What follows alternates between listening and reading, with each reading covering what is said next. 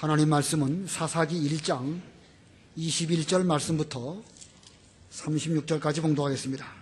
사사기 1장 21절.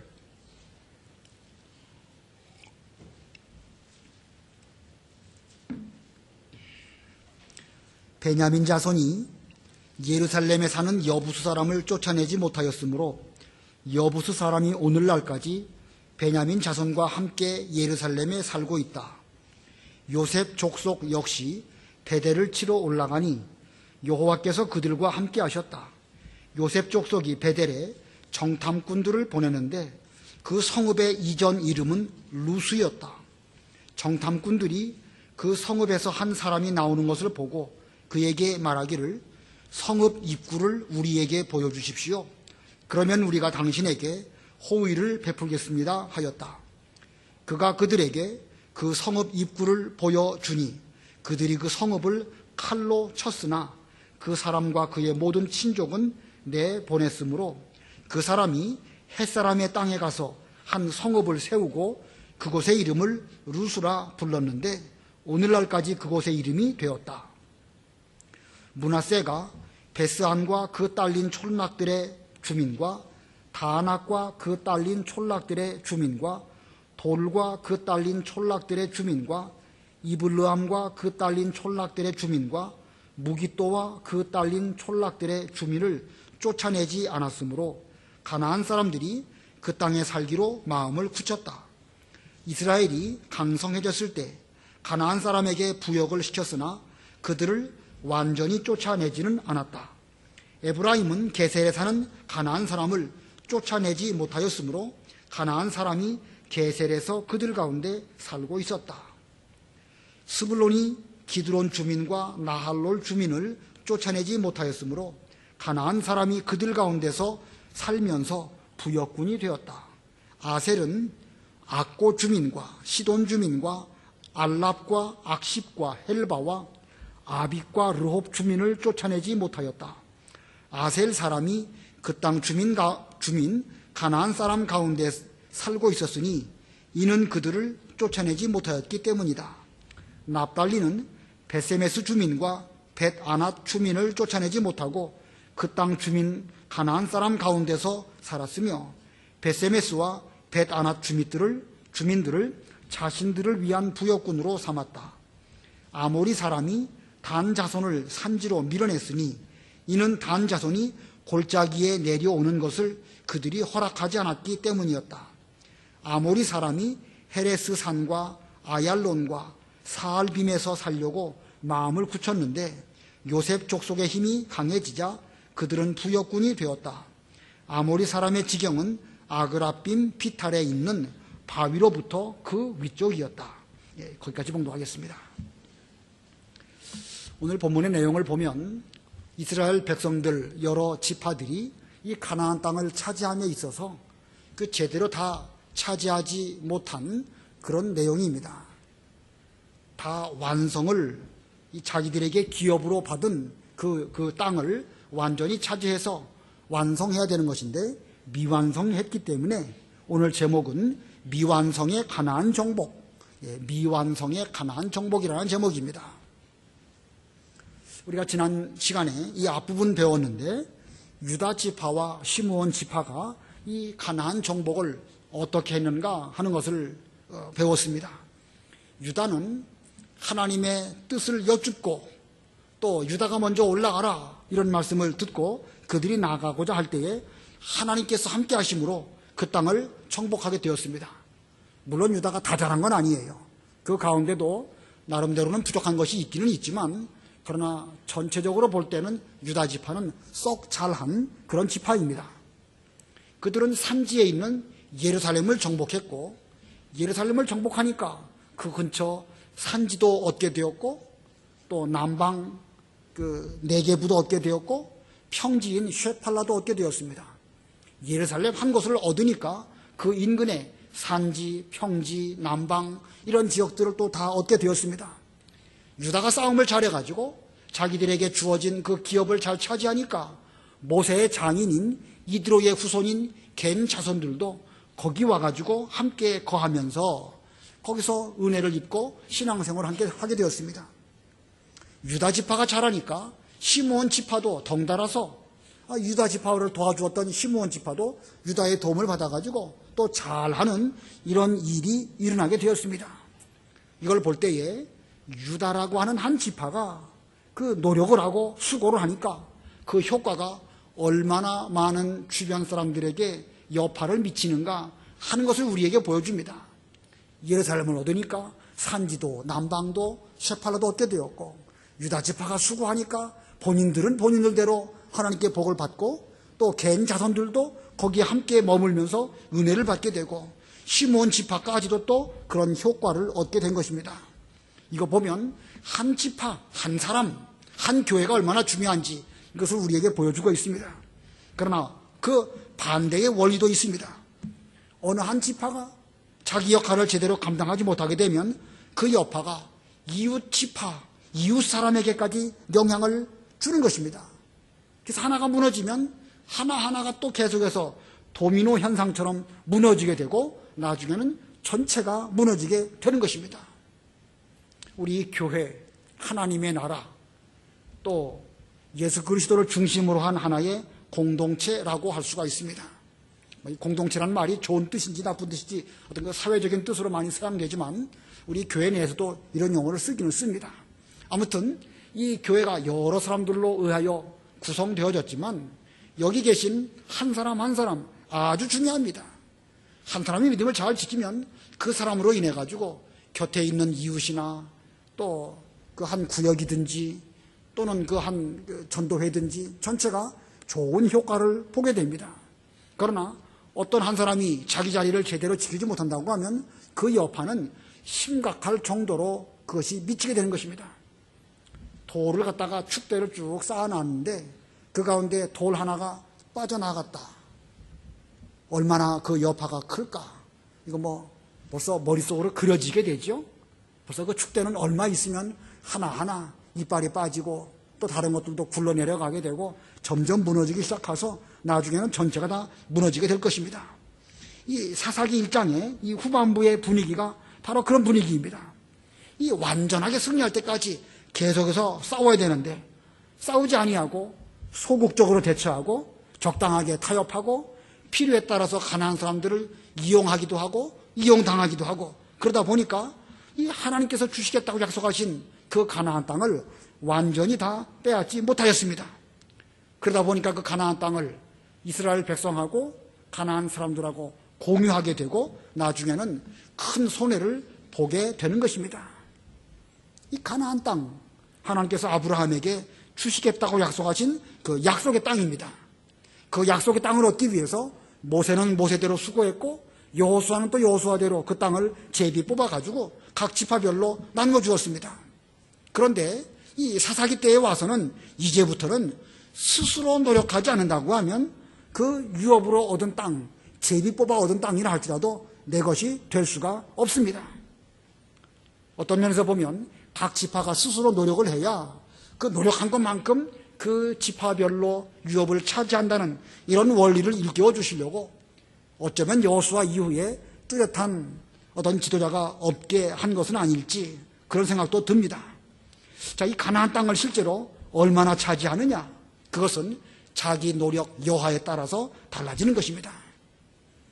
이것을 우리는 영적으로 성화라고 하는 표현을 쓰지요. 성화.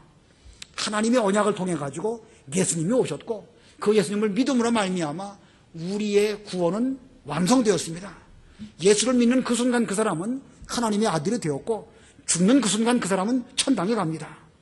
자, 그런데 이미 하나님의 자녀가 되었고 죽는 그 순간 천당에 간다 할지라도 천당에 갔을 때에 얼마만큼의 천국을 누리고 얼마만큼의 영광을 받을 것이냐 하는 것은 그 자기가 얼마나 노력했느냐, 얼마만큼 자격을 갖췄느냐 거기에 의해 가지고 이제 좌우되는 것입니다.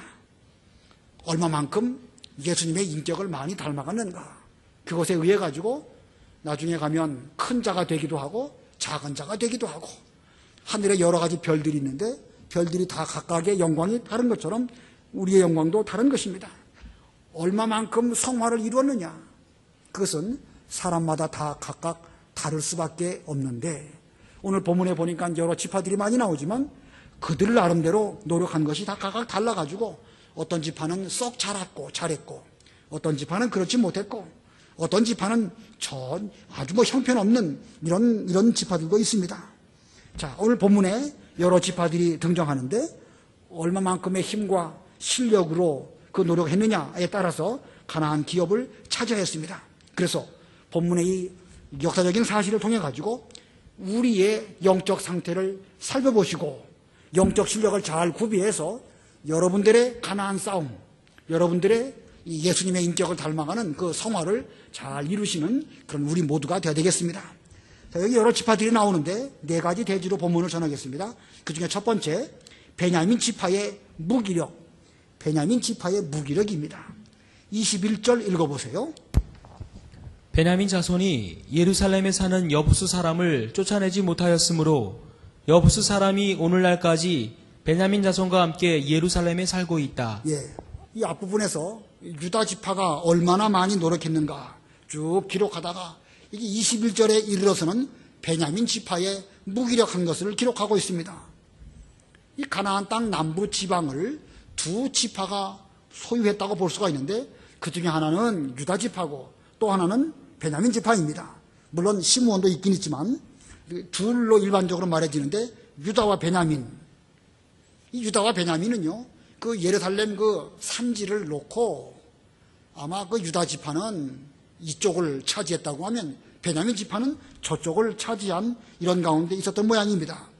유다는 나름대로 수고해서 예루살렘 성읍을 많이 차지했습니다.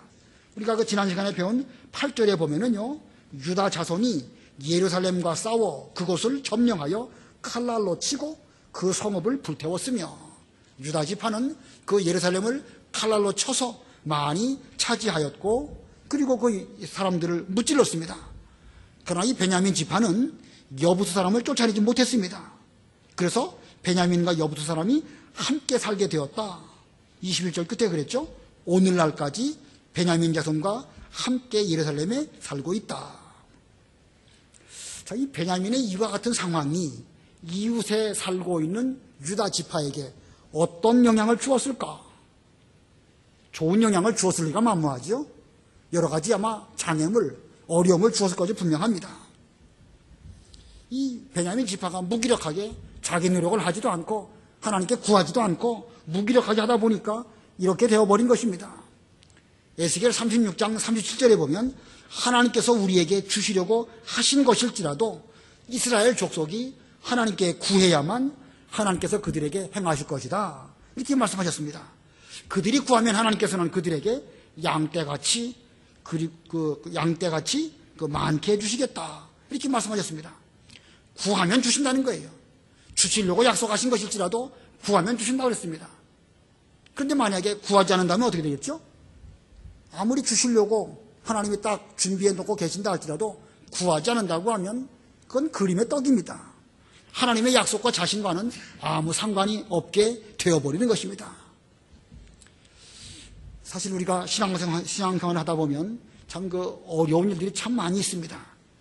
주일 하나 지키는 거 여러분들은 지금서야 뭐 그렇게 어렵지 않게 주일을 잘 지키시는지 모르겠지만 사실 대단히 어려운 것입니다.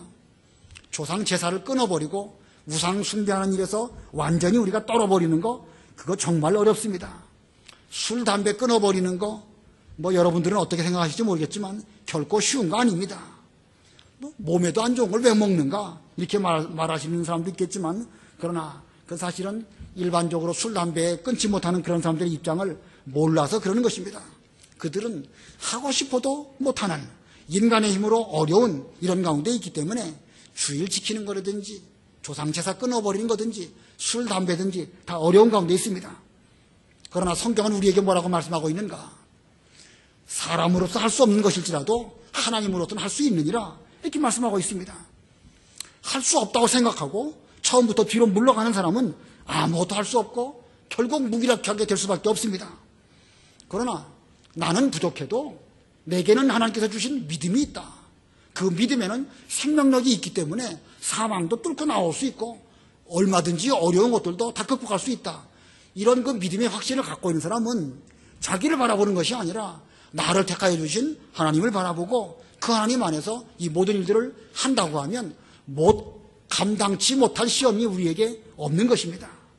여기 이 베냐민 지파 무기력하게 이렇게 내내 있다가 여부수 사람들과 함께 그 예루살렘에 사는 그런 형편까지 오고 말았던 것입니다.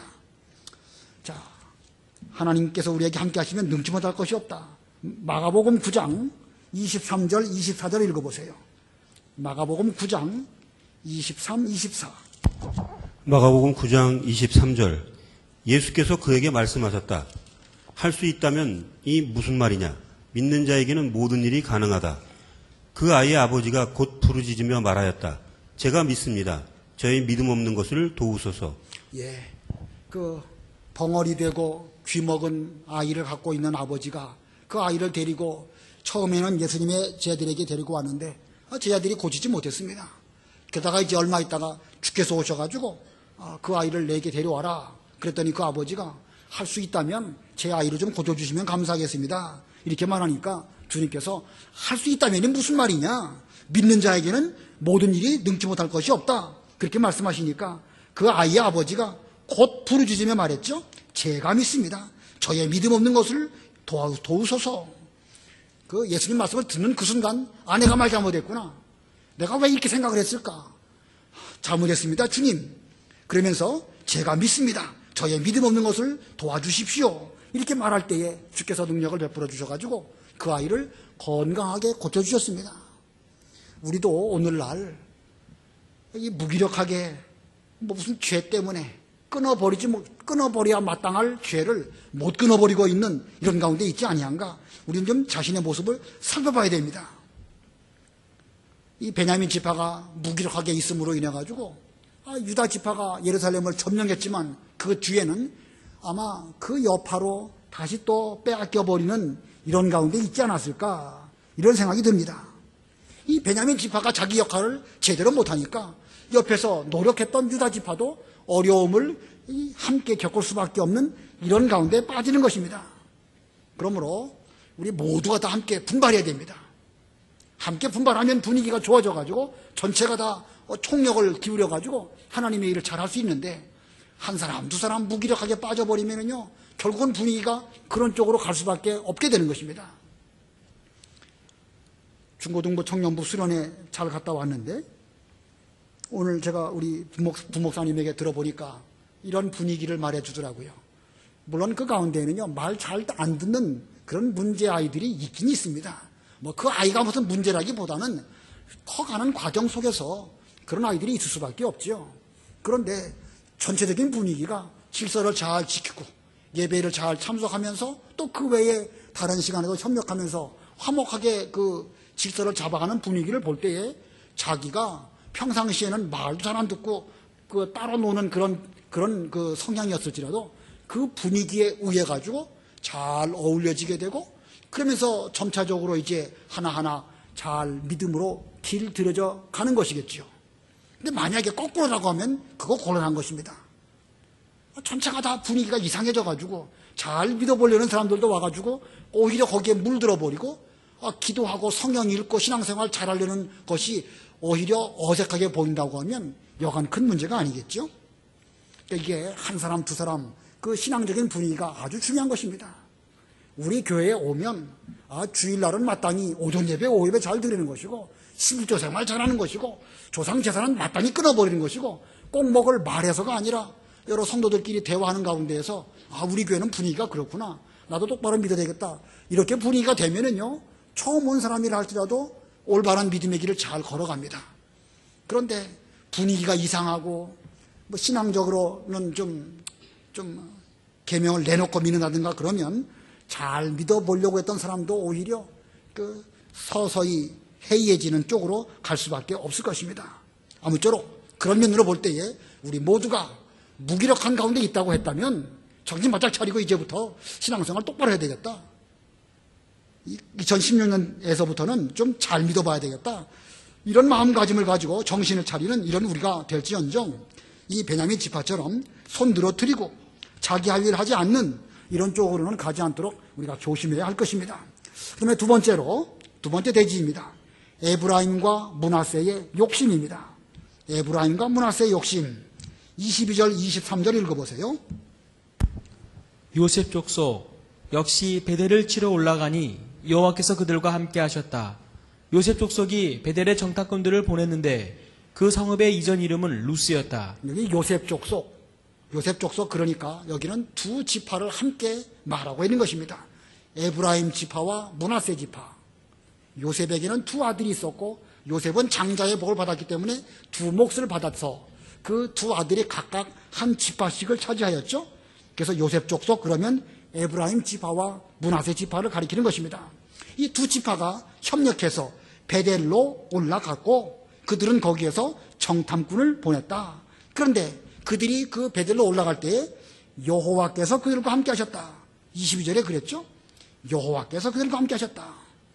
협력하고 적극적으로 베델로 올라가서 그 베델을 차지하려고 하니까 하나님께서 함께 하시는 그런 은혜를 베풀어 주셨습니다. 베델, 잘 아시는 대로 하나님의 집이라는 뜻이고 그 베델의 옛날 이름은 루스였습니다.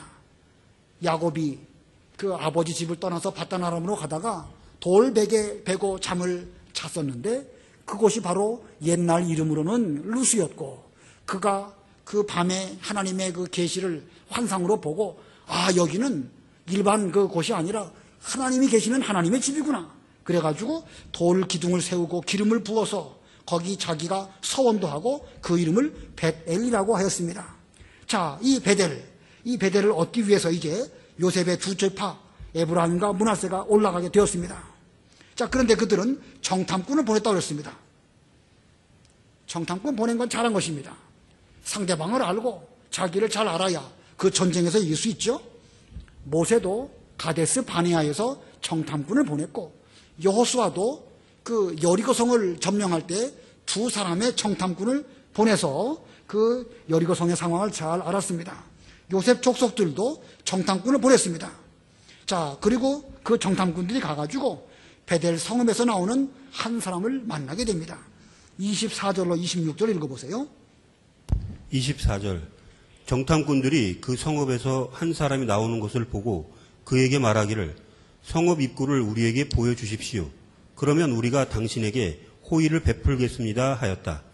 그가 그들에게 그 성읍 입구를 보여주니 그들이 그 성읍을 칼로 쳤으나 그 사람과 그의 모든 친족은 내보냈으므로 그 사람이 햇사람의 땅에 가서 한 성읍을 세우고 그곳의 이름을 루스라 불렀는데 오늘날까지 그곳의 이름이 되었다. 예, 성읍 입구를 우리에게 보여주시오.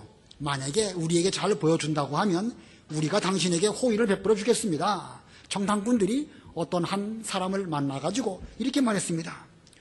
여기 성읍 입구, 무슨 베델 성문 입구를 몰라서 그렇게 물어본 건 아닌 것 같고 은밀히 들어갈 수 있는 또 다른 길이 있는지 또 다른 문이 있는지 아마 이렇게 물어보고 그쪽을 통해 가지고 그 베델 성읍을 치도록 한 것은 아니었을까 생각이 듭니다.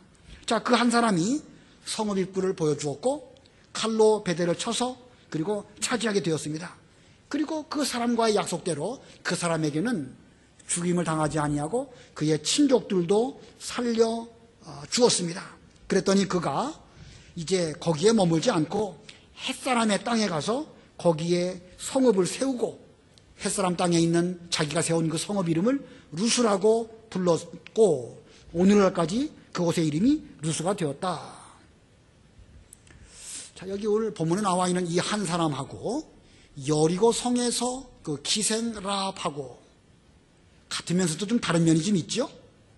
같으면서 다른 면이 있습니다. 라합의 경우는 어땠는가? 라합은요, 자기가 자원해서 그 정탐꾼들을 숨겨주었습니다. 그랬죠? 자원해서. 자기 믿음으로 한 것입니다. 저 이스라엘 백성들은 하나님이 함께 하시는 백성이다. 저 하나님의 백성을 거슬리는 것은 이건 죽는 일이다 생각하고 자기는 구원받기 위해서 이제 그 이스라엘 백성들을 자기 믿음으로 도와주었습니다. 근데 여기 본문에 나와 있는 한 사람, 이 사람은 어떤 사람이죠? 자기가 원해서 도와주었습니까? 정탐꾼들이 요청해가지고 했습니까? 정탐꾼들이 요청해서 한 것이죠? 억지로 한 것인지 그렇게 볼 수도 있습니다.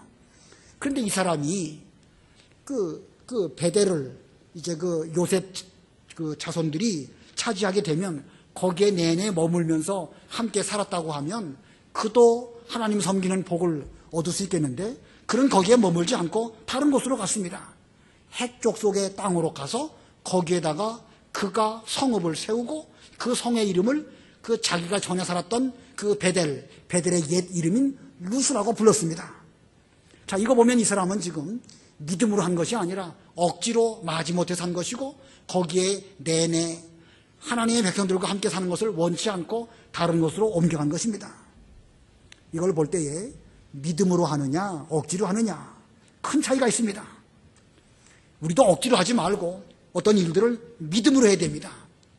믿음으로 하고 가나안 땅을 사모함으로 하고 하나님의 백성이 되는 것을 진심으로 사모함으로 노력한다고 하면 그 노력한 것과 더불어서 여러 가지 큰 영적인 육적인 은혜를 다 받을 것인데 이걸 뭐 억지로 한다거나 믿음은 아니고 그냥 시키는 것만 한다든가 그러면 별로 효과가 없습니다. 우리도 그러므로 마지못해서 하지 말고 무슨 일을 할 때에 직업적으로 하지 말고 하나님을 기쁘시게 드리려고 하는 이런 그 중심을 가지고 하나님의 일을 잘해야 될 것입니다. 자, 이래서 이 26절까지 에브라임과 므낫세 지파가 잘했습니다. 그들에게는 힘도 있었고 실력도 있었고 또 지혜도 있었습니다. 지혜가 있었으니까 정탐꾼을 보냈고 또 정탐꾼을 통해 가지고 여러 가지 상황을 잘 파악해서 마침내 그 베델을 차지하게 되었습니다.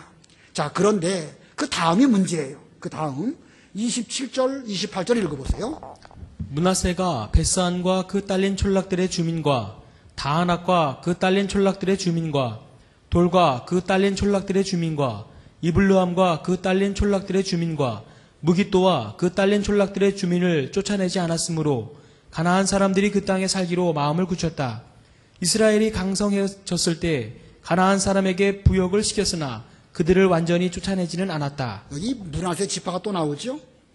이 앞부분에서는 그 22절에서는 요셉 족속이라고 했는데 요셉 족속이라고 한 걸 보면 에브라임과 므낫세가 협력해서 한 것인데 여기 27절에서는 므낫세가 라고 한 걸 보면 이 뒷부분은 협력하지 않고 어떤 일을 한 것입니다. 자, 이 므낫세 지파가 베스안, 다낙, 돌, 이블루함, 무깃도 이런 촌락과 그 주민들을 차지해서 또 거기에 있는 가나안 사람들을 완전히 쫓아버려야 되는데 그들이 왜 쫓아버리지 않았을까? 왜 쫓아버리지 않았을까? 여러 가지 원인을 생각해 볼 수가 있겠는데요. 여러 가지 원인 가운데 첫 번째는요, 서로 협력하지 않았기 때문에 그렇습니다. 에브라임 지파, 형제 지파 아닙니까? 우리가 베델을 차지할 때에 그 에브라임이 도와주었기 때문에 일이 잘 됐으니까 우리가 여기 있는 이 5 촌락들을 차지할 때에도 좀 협력해 주시오. 그러면 나도 당신들을 도와주겠소. 이렇게 하면 일이 잘 됐을 터인데 협력하지도 않고 도와달라고 하지도 않았습니다. 이게 문제가 되었을 것으로 여겨집니다. 또 한 가지 문제는요, 두 번째 문제는요, 이 자만심 때문에 그렇습니다. 자만심. 이 요셉 자손들이 지금까지 잘했습니다. 여러 가지 면에서 수고 많이 했고 베델도 잘 차지하였고 다른 지파보다 제비 뽑아가지고 넓은 지역을 많이 차지했습니다. 아마 그들은 생각하기를 우리가 마음만 먹으면 할 수 있다. 뭐 지금 안 해서 그렇지 마음만 먹으면 얼마든지 할 수 있다. 뭐 힘이 부족한 것도 아니고 하려고 하면 할 수 있다. 아마 그들은 그런 생각을 가지면서 자만한 가운데에서 게으르지 않았을까 생각이 됩니다. 그러나 그들이 그렇게 생각하는 사이에 결국 기회를 놓칩니다. 가나안 사람들이 어떻게 했는가? 27절 맨 끝에 보면 가나안 사람들이 그 땅에 살기로 마음을 굳혔다. 쫓아내지 않으니까 가나안 사람들도 굳게 마음을 결심하고 우리가 여기서 쫓겨나게 되면 더 이상 오갈 데가 없으니까 반드시 여기에 남아있어야 되겠다. 그들도 마음을 굳게 하는 것입니다. 이 가나안 사람들은 지금 이스라엘 사람들의 눈치를 살살 보면서 여기 함께 거할 수 있을까? 아니면 멀리 도망을 가야 될까? 눈치를 보고 있는 중입니다. 이들도 할 수만 있으면 자기들의 그 삶의 터전인 가나안 땅을 빼앗기지 않으려고 나름대로는 길을 쓰고 여기 있는 것처럼 마음을 굳혔다, 결심했다는 것이죠. 그런데 이 므낫세 지파가 쫓아내지 않으니까 잘됐다. 요 기회에 좀 머물러 있자라고 하다 보니까 나중에 가갖고서는 그 기회를 놓쳐버리게 되고 내내 거기에 머물게 된 것입니다. 그리고 또 세 번째 이유는요, 욕심 때문에 그렇습니다. 욕심.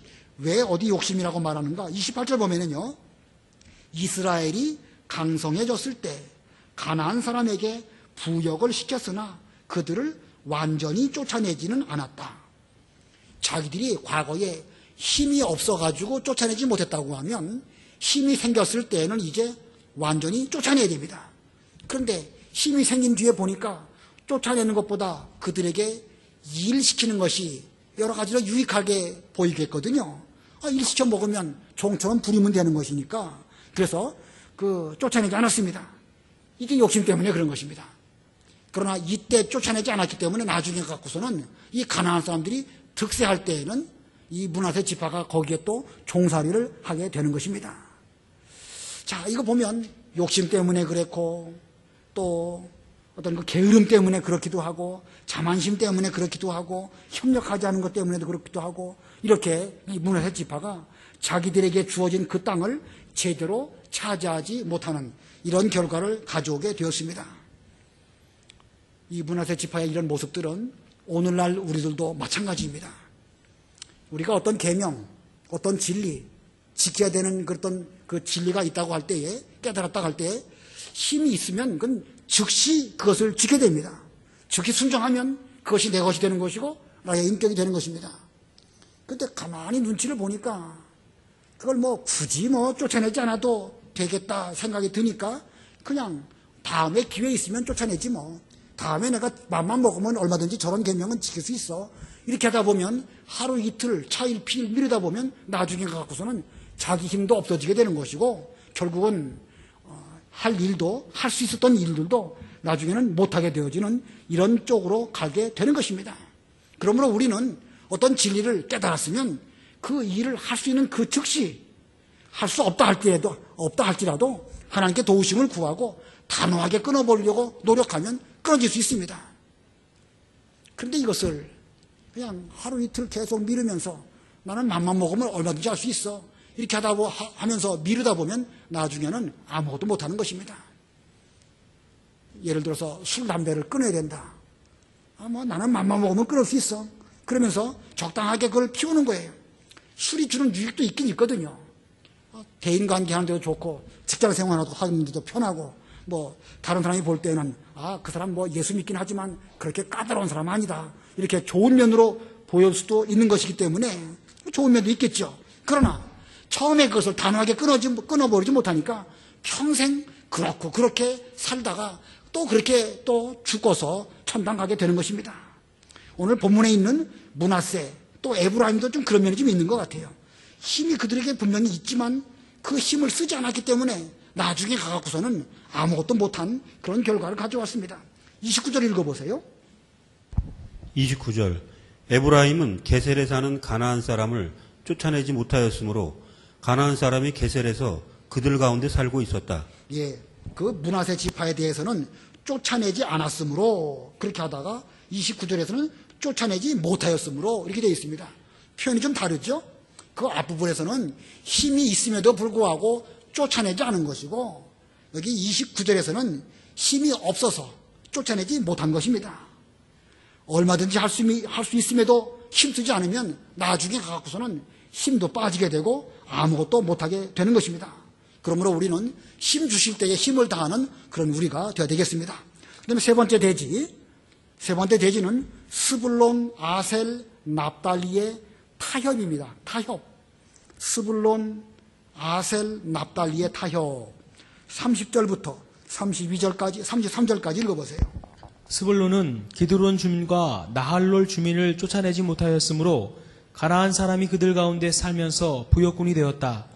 아셀은 악고 주민과 시돈 주민과 알랍과 악십과 헬바와 아빗과 르홉 주민을 쫓아내지 못하였다. 아셀 사람이 그 땅 주민 가나안 사람 가운데 살고 있었으니 이는 그들을 쫓아내지 못하였기 때문이다. 납달리는 베세메스 주민과 베사낫 주민을 쫓아내지 못하고 그 땅 주민 가나안 사람 가운데서 살았으며 베세메스와 베사낫 주민들을 자신들을 위한 부역군으로 삼았다. 예, 이 앞에 있는 에브라임과 므낫세 그들은 어느 정도 힘이 있음에도 불구하고 자기들의 이익을 채우기 위해서 욕심으로 가나안 사람들을 완전히 쫓아내지 않았습니다. 그러나 이 뒤에 나오는 세 지파 스불론, 아셀, 납달리 이 세 지파는 경우가 약간 달라요. 그 앞부분에서는 쫓아내지 않았다라고 표현하고 있지만 이 30절에서부터 33절에서는 쫓아내지 못했다라는 그 표현이 4번이나 나오고 있습니다. 힘이 부족해서 쫓아내지 못하므로 적당하게 그들과 타협을 하면서 살아가게 된 것입니다. 타협으로 나아갔다. 신앙적으로 말할 때는 혼합주의로 나아가는 것입니다. 혼합주의. 대단히 위험한 것이죠. 적당하게 양보하고 적당하게 지킬 수 있는 건 지키고 우상 숭배하지 말라 했으니까 조상 제사는 안 하면서 추도 예배는 또 하면서 적당하게 혼합주의로 나가는 거, 이게 옳지 못한 것입니다. 하나님의 백성과 가나안 족속은 분명한 선이 있는 것입니다. 적당하게 넘어가고 말고 할 그런 계제가 없는 거예요. 분명히 선을 그어놓고 이것은 되는 것이고 안 되는 것은 안 되는 것이고 분명하게 해야 되는데, 이거 뭐 흐리멍텅하게 넘어가게 되면 나중에 가갖고서는 이 적당하게 돼서 타협하게 되어지는 것이죠. 사도 바울이 그 어느 곳에서 그 설교하다가 갑자기 생각이 안 나네. 그 유두그로라는 청년이 창문에 걸터 앉았다가 땅에 떨어지는 일이 있죠. 안에 들어온 것도 아니고 밖에 나간 것도 아니고 적당하게 가운데 있다 보면 이게 결국은 떨어지게 되는 것입니다. 아브라함의 조카 롯이 말씀을 따라서 똑바로 갔다고 하면 끝까지 그 소돔 고모라로 가지 않았을 것입니다.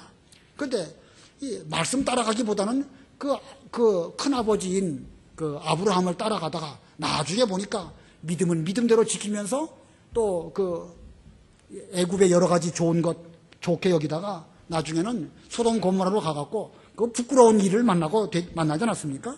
이 타협이라는 것은 그만큼 위험하고 결국 망하는 것입니다. 우리도 타협으로 나가지 않도록 조심해야 될 것입니다. 그 다음에 4번째입니다. 4번째, 단지파의 몰락. 34절 읽어보세요. 34절. 아모리 사람이 단 자손을 산지로 밀어냈으니 이는 단 자손이 골짜기에 내려오는 것을 그들이 허락하지 않았기 때문이었다. 예, 단지파. 전에 광야를 지나갈 때에 단지파는 그 12지파 가운데 4지파를 대표로 세웠던 그 대표 지파입니다.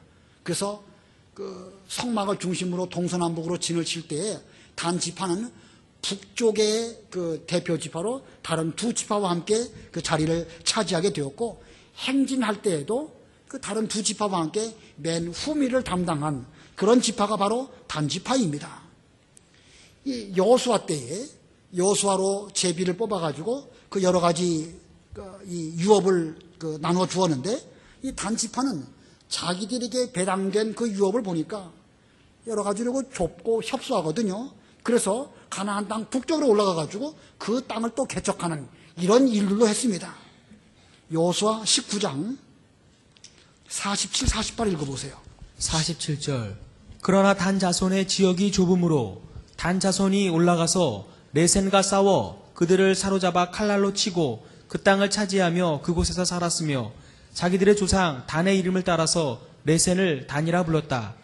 이 성읍과 그 촌락들은 단 자손 지파가 그들의 족속별로 얻은 유업이다. 예, 단지파에게 처음 그 기업을 배분해 주었을 때에 자기들 숫자가 넉넉하게 많았거든요. 많은데 그 기업은 좁다 보니까 우리 이 인구가 다 여기 살기가 어렵다.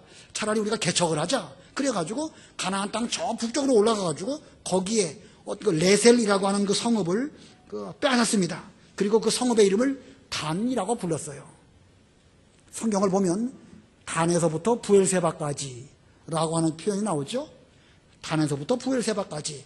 단은 저 꼭대기 북쪽 끝부분을 단이라고 하는 것이고, 부엘세바는 저 남쪽 끝부분, 거기를 부엘세바라고 말하는 것입니다. 우리나라로 말하면 백두산에서부터 한라산까지, 그러면 우리나라 한반도 전체를 가리키는 말이죠. 가나안 땅 전체를 가르칠 때에는 단에서부터 부엘세바까지 라고 하는 관용적인 표현을 쓰는 것입니다. 바로 그 단지파, 그 단이 차지했던 제일 북쪽 성읍, 그것이 바로 단이라고 하는 성읍이었습니다. 이렇게 단은 처음에 힘이 있고 또 인구도 많고 제법 개척도 할 수 있는 이런 지파였는데, 이들은 시간이 가면 갈수록 점점 힘이 빠지는, 쇠약하게 되어지는 이런 지파가 되고 말았습니다. 그래서 이 아모리 족속들이 이 단 지파를 몰아내니까 그들은 산 꼭대기에 올라가가지고 내려오지 못하는데 힘이 없으니까 골짜기에 내려가가지고 농사도 짓고 또 여러 가지 땅을 차지하고 다른 지파로도 가기도 하고 그래야 되는데 아모리 지파가 힘을 써가지고 단 지파 너희들은 내려오지 마. 여기까지가 너희들 선이야. 그리고 못 내려오니까 그들은 산 꼭대기에 살고 밑으로 골짜기로는 내려오지 못했다라는 말이 여기 34절에 있는 그 말씀입니다. 물론 단 지파가 이 사사시대에 몰락한 건 아니에요. 그러나 이 사사시대에도 삼손과 같은 그런 그 사사가 배출되기도 하였지요. 다윗 시대까지도 단 지파가 존속하여 있었습니다.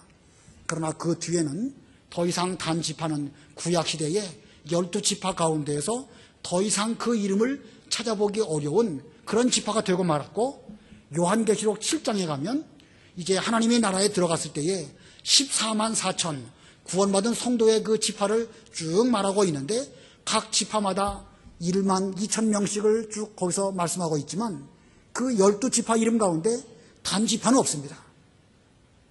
천당에 갔더니 단 지파는 없다, 그런 뜻이에요. 그러니까 사도 요한이 하늘나라에 있는 그 12지파의 이름을 쭉 계시를 통해서 보니까 거기에 단 지파가 없더라는 거예요. 그러니 이게 단 지파가 그 뒤로 얼마나 몰락하고 말았는가라는 것을 역사가 우리들에게 보여주고 있습니다.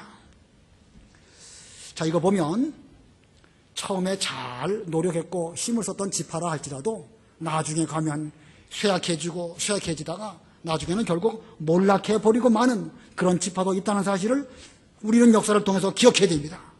그리고 오늘날 우리가 신앙생활할 때에 우리의 믿음의 정도가 적어도 그렇게는 되지 않도록 좀 노력하는 그런 우리가 되어야 될 것입니다. 자, 오늘 이 가나안 땅이 차지하는 이런 내용을 배웠는데, 이 가나안 땅을 차지하는 일에도 끝까지 노력하지 않으면 어떻게 되는가라는 걸 보여줍니다. 먼저 된 자가 나중되고 나중된 자가 먼저 되는 경우도 있다는 것을 보여줍니다. 먼저 됐다가 나중된 사람, 요셉지파가 그런 경우죠. 요셉지파 장자의 복을 받았습니다. 또 단지파 그렇습니다. 강성했지만 나중에는 쇠약한 길로 걸어가게 말았습니다. 요셉지파 두 몫을 받았지만 그 가운데 주권자가 오시지 않은 그런 그 결과를 가져오고 말았습니다. 자기들이 장자의 복을 받았으면 계속 믿음을 쓰고 계속 노력을 해가지고 그 가운데서 왕이 나오고 그리스도가 오시면 참 좋았는데 먼저 되었지만 결국은 나중되고 말았습니다. 나중에 이 이스라엘 나라가 둘로 쪼개질 때에 남쪽은 유다 지파, 북쪽은 에브라임 지파가 거기 주도적인 나라가 되었지만 결국 북쪽 이스라엘은 사마리아화 되고 결국은 역사 속에서 사라져버리고만 그런 그 결과가 되고 말았습니다. 그러나 반대로 나중된 자가 먼저 되는 경우도 있습니다. 나중됐지만 먼저 되는 사람, 유다 지파지요. 유다 지파는 처음에는 장자의 복을 그 명분상으로는 받지 못했지만 실제로는 그 가운데에서 주권자 다윗 왕이 나오고 다윗 왕의 계통을 따라서 예수님이 오시고 그래가지고 그들은 그 유다 지파는 아주 가장 좋은 그런 지파가 되지 않았습니까? 아까 그 스불론, 납달리, 아셀, 이거 뭐 구약 시대에는 미약한 그런 지파입니다.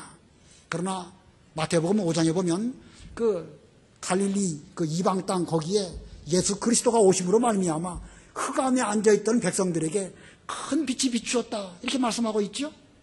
예수님의 주로 활동 배경이 이 북쪽 갈릴리 지역입니다. 납달리, 스불론, 아셀 이쪽 사람들이에요. 구약시대에 그들은 미약했지만 나중에 가갖고 예수님으로 말미암아 많은 은혜를 받은 또 그런 지파가 될 수도 있는 것입니다. 그러므로 우리는 지금 현재 먼저 됐다고 해서 자만하면 안 됩니다. 먼저 되었다 할지라도 계속해서 부단하게 노력을 해서 끝까지 먼저 되기를 노력하는 이런 우리가 될지언정 먼저 됐다가 나중에 나중되어버리면 좀 창피하지 않겠습니까? 오히려 나중되었다가 먼저 되면 오히려 좋을 것 같아요. 아무쪼록 우리 모두는 그렇게 되지 않도록 조심해야 될 것입니다. 마지막 두 절 읽어보세요. 35, 36. 35절.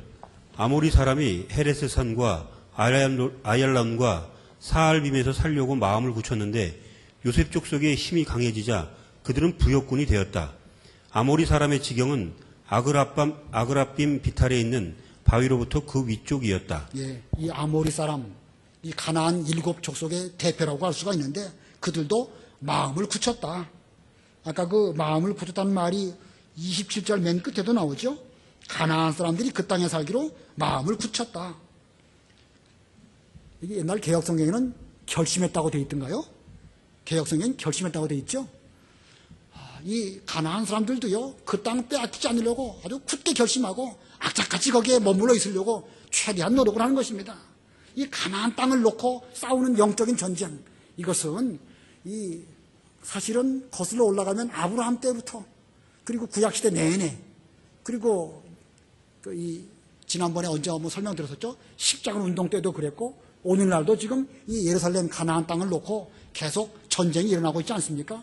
마찬가지로 이 영적 전쟁은 예수님 재림하실 때까지 끊임없이 계속되는 전쟁인 줄을 알고, 우리는 무기력한 가운데 빠지지 말고, 적당히 타협하지 말고, 단지파처럼 몰락하는 그런 길 걸어가지 말고, 항상 자신을 돌아보고 힘써서 이 영적 전쟁을 잘 감당하는 하나님의 모든 백성들이 다 되어야 되겠습니다. 기도하겠습니다.